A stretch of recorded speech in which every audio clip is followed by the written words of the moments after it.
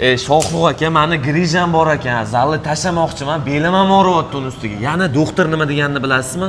Operatsiya qildirishim kerak ekan, uka.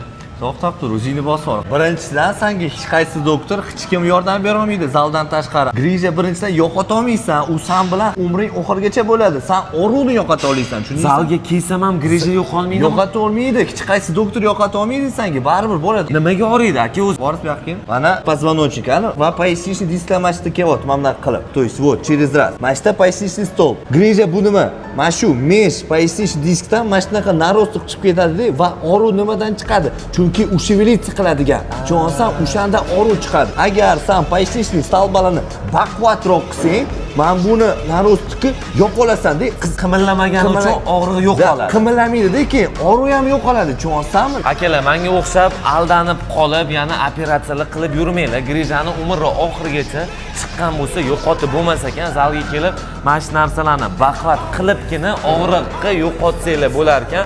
Undan keyingi videoda like bosib ketsanglar, og'rig'i yo'qotish uchun sizlarga mashq qilib beramiz. Просто так воздухga, havoga pul ketkiza olmaysiz. Grijani yo'qotib bo'ladi degan odamlarga ishonib yurmanglar.